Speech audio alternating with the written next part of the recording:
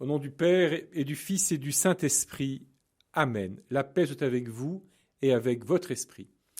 Frères et sœurs, je suis heureux de vous retrouver en ce samedi soir. Nous nous préparons déjà au dimanche, bien sûr, premier dimanche de Carême. Nous l'avons souvent dit, je l'ai dit plusieurs fois dans ces méditations, c'est demain que j'appellerai les catéchumènes afin qu'ils puissent recevoir le baptême dans la nuit de Pâques. Et donc ces catéchumènes, je vous les confie tout spécialement. Mais je vous propose aujourd'hui que nous continuions à méditer les grandes lectures d'Isaïe que la liturgie nous propose. Et puis en deuxième partie de cette méditation, nous préparerons plus spécialement à vivre le premier dimanche du Carême. Mais tout d'abord, prions avec la prière d'ouverture de la messe de ce samedi. Dieu fort, Dieu éternel, regarde notre faiblesse. Pour nous protéger, étends sur nous ta main toute puissante. Par Jésus-Christ, ton Fils, notre Seigneur et notre Dieu, qui règne avec toi et le Saint-Esprit, maintenant et pour les siècles des siècles. Amen. Voilà, il est bon de temps en temps que nous fassions attention à ces prières d'ouverture. Elles sont pleines de richesses, elles sont assez différentes les unes des autres. Hier, vous vous rappelez, nous demandions que la bienveillance de Dieu nous accompagne pour que nous puissions vivre nos jours de privation avec amour et pas simplement comme une contrainte et comme une corvée. Et aujourd'hui, nous demandons plutôt à Dieu toute sa force dans notre faiblesse. Voilà, nous savons bien que nous sommes partis pour 40 jours, un peu de combat spirituel. Nous avons médité sur cela mercredi. Ce combat, quelquefois, nous fait peur, quelquefois, nous répugnons à le mener vraiment. Il est bon que nous demandons à Dieu qu'il nous protège, pas simplement nous protéger de tout danger, mais qu'il nous protège aussi de ce qu'il y a en nous, de faiblesse, de paresse, de manque de courage. Et donc que le Dieu fort, le Dieu éternel soit avec nous. C'est notre grâce, c'est notre force à nous tous de croire que nous menons notre vie dans la présence de Dieu qui, encore une fois, n'est pas la présence de quelqu'un qui vient nous surveiller, mais la présence de quelqu'un qui vient nous habiter pour nous transformer, pour nous renouveler, pour nous donner de vivre en quelque sorte divinement notre condition humaine. Alors écoutons l'appel encore très puissant que le prophète Isaïe nous adresse, qui a retenti dans la liturgie eucharistique de ce samedi. Lecture du livre d'Isaïe, chapitre 58, versets 9 à 14.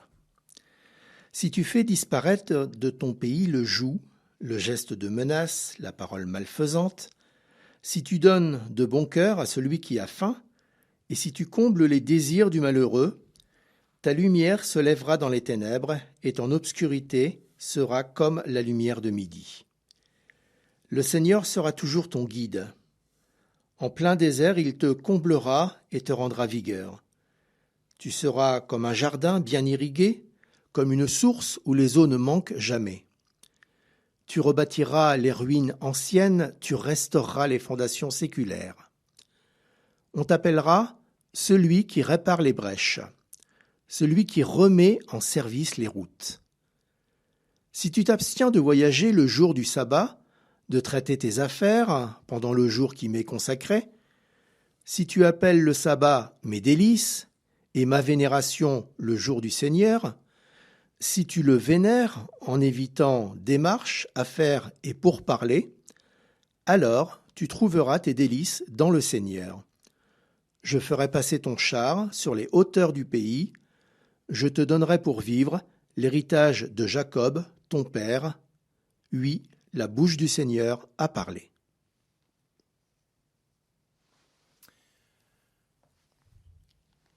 Si c'était vrai, si vraiment c'était vrai, si nous pouvions toucher du doigt que c'est vrai, que cette prophétie se réalise, que si nous faisons du bien autour de nous, si nous sommes attentifs aux pauvres que nous rencontrons, si nous savons retenir notre colère et la transformer en autre chose, s'il était vrai alors que notre char parcourt comme cela les hauteurs, que la gloire du Seigneur nous accompagne toujours, que nous soyons pleins de vie et pleins de vitalité, même en plein désert. Ce serait formidable, bien sûr. Et malheureusement, nous n'y croyons pas, nous n'y croyons jamais assez. Quand nous sommes devant un acte de bonté, de générosité, un sacrifice à consentir au profit des autres, nous avons toujours peur de ce qui va nous manquer, de ce dont nous allons être privés. Et nous risquons toujours d'entretenir un esprit de frustration, en fait. Quelquefois, nous faisons les choses, mais ce n'est pas forcément de très bon cœur. Alors, comment faire pour que, en accomplissant tous ces actes de bonté, de vérité, de renoncement à nous-mêmes, de décentrement de nous-mêmes que Dieu attend de nous, eh bien, nous nous éprouvions dilatés, nous trouvions de la joie, nous trouvions plus riches, nous découvrions nous expérimentions que nous vivons notre humanité d'une manière plus pleine. Alors déjà, la réponse, c'est qu'il nous faut faire ces choses, il nous faut faire ces actes. Et il faut les faire, si possible, de tout notre cœur, pas de manière restreinte, pas simplement comme une contrainte, mais en répondant à l'amour de Dieu, à l'amour de Dieu que nous percevons dans le Christ de manière toute particulière, mais de l'amour de Dieu que nous pouvons aussi percevoir dans la création qui nous entoure, dans ce qui nous arrive chaque jour, dans les rencontres que nous faisons. Il y a tout un ajustement de notre regard à faire pour que nous apprenions à reconnaître ce qui nous est donné et non pas d'abord à voir ce dont nous sommes privés. Il y a tout un ajustement de notre regard, non pas pour nous résigner à notre condition, mais pour découvrir le plein qui se donne à nous dans des choses limitées, une plénitude qui peut nous faire grandir, qui peut nous travailler, nous dilater. Ce n'est pas d'abord une plénitude matérielle, mais c'est plutôt une plénitude spirituelle qui peut passer à travers des objets, qui peut passer à travers des personnes, qui peut passer à travers des occasions, des opportunités que nous vivons, des choses que nous voyons et qui nous émerveillent, qui nous étonnent positivement, qui nous donnent de découvrir une autre manière de vivre dont nous pressentons qu'elle est plus belle, qu'elle nous dilate, qu'elle nous fait vivre sur une hauteur, disons, plus grande, dans un air plus large, en fait. Voilà, c'est une expérience qu'il faut faire, qu'il faut essayer de faire, et qui demande que nous renoncions à nos peurs, à nos méfiances, à nos étroitesses, à nos petits calculs de tous les jours. Alors dans le carême, nous essayons cela, frères et sœurs. En même temps, nous faisons l'expérience que nous sommes toujours un petit peu retenus par les peurs, les méfiances et les petits calculs dont je parlais à l'instant. Mais nous ne nous décourageons pas. Nous savons que nous pouvons avancer. Si chaque année l'Église, dans sa liturgie, nous fait entendre cette prophétie d'Isaïe, si la voix du prophète retentit pour nous, c'est pas pour nous accabler, mais c'est pour nous encourager, pour nous stimuler, pour nous essayer de nous convaincre que nous pouvons progresser, que nous progressons peut-être. Plus c'est mieux que nous ne le savons. Et vous l'avez entendu, le prophète suggère aussi dans les images qu'il prend que si nous vivons vraiment ainsi, eh bien, notre vie a une portée qui dépasse les coordonnées dans lesquelles nous vivons, qui dépasse le moment où nous sommes, qui dépasse l'endroit où nous nous trouvons. Mais si nous vivons vraiment ainsi, alors il y a un rayonnement de notre vie, que nous ne connaîtrons sans doute que dans la gloire du ciel, que nous ne connaîtrons qu'au jour du jugement, mais un rayonnement qui est réel et qui transforme la vie de l'humanité.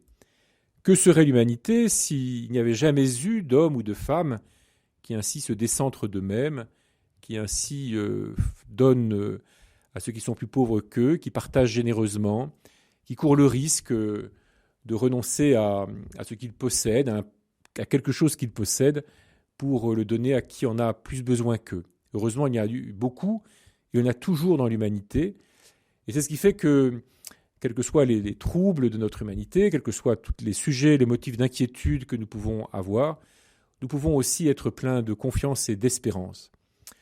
Voilà, puis ce jour de carême et le dimanche qui va commencer, nous faire entrer un peu dans cette espérance, les petits gestes d'amour vrai, les petits gestes de vraie charité, les petits gestes de vrai décentrement de soi, eh bien, ont une portée immense qui influe sur le cours de l'histoire des hommes, beaucoup plus que nous pouvons le voir. Prenons quelques instants pour méditer cela et entendre le prophète nous adresser son appel.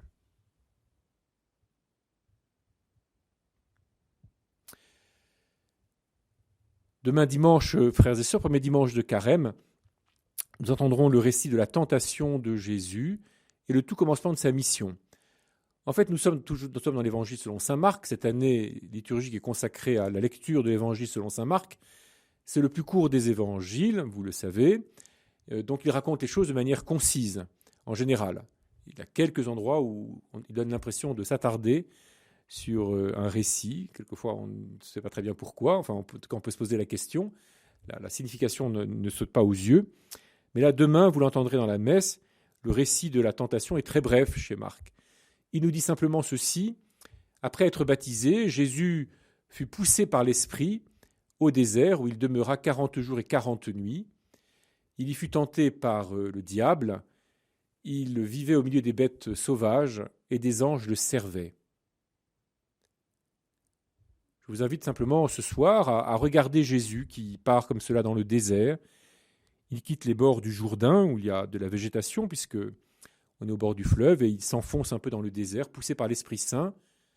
Il a entendu la voix du Père qui lui dit « Tu es mon Fils bien-aimé, en qui j'ai mis tout mon amour. » Et il a entendu cette voix au moment où il se met du côté des pécheurs, où il vient rejoindre l'humanité en Israël, l'humanité qui reconnaît dans le baptême de Jean, qui reconnaît qu'elle n'est pas digne de Dieu, qu'elle ne satisfait pas tout à fait à ce que Dieu attend d'elle. Et pourtant, il a entendu la voix du Père lui dire « Tu es mon Fils bien-aimé ». Tout se joue, tout l'essentiel de notre vie se joue dans le cœur de Jésus, dans son intelligence, sa volonté, sa mémoire, dans la décision qu'il va prendre d'entrer pleinement dans sa mission et d'être vraiment au milieu des hommes, le Fils du Père qui vient rendre témoignage au Père et qui vient nous choisir comme ses frères et ses sœurs. Il vit un temps de solitude pendant 40 jours avec d'un côté les bêtes sauvages, de l'autre les anges. D'une certaine façon, il ne manque que les hommes, que nous. Et nous l'entendrons demain dans l'Évangile. Lorsqu'il apprend l'arrestation de Jean-Baptiste, alors il part en Galilée et il commence sa mission. Convertissez-vous et croyez à la bonne nouvelle, croyez à l'Évangile, car le règne de Dieu est tout proche. Voilà, laissons-nous, frères et sœurs, demain, dans ce samedi et ce dimanche, laissons-nous rejoindre par le Seigneur Jésus, contemplons-le dans sa solitude, admirons la décision qu'il prend de s'engager de tout son être pour notre salut, et laissons-nous entraîner par son appel. Confions-lui donc ceux et celles qui vont être appelés justement demain à le suivre et à être plongés dans sa mort et sa résurrection pour avoir part avec nous à la vie éternelle. Et si le Seigneur Jésus vient à nous, c'est pour nous conduire vers le Père et c'est en le suivant que nous osons dire « Notre Père, qui es aux cieux, que ton nom soit sanctifié, que ton règne vienne, que ta volonté soit faite sur la terre comme au ciel. » Donne-nous aujourd'hui notre pain de ce jour. Pardonne-nous nos offenses, comme nous pardonnons aussi à ceux qui nous ont offensés. Et ne nous laisse pas entrer en tentation, mais délivre-nous du mal. Car c'est à toi qu'appartiennent le règne, la puissance et la gloire, pour les siècles des siècles. Amen. Le Seigneur soit avec vous et avec votre esprit. Que Dieu Tout-Puissant vous bénisse, le Père, le Fils et le Saint-Esprit. Amen. Bon dimanche à tous, bonne soirée de ce samedi. Saint Joseph, patron de l'Église universelle, priez pour nous. Bon carême à tous.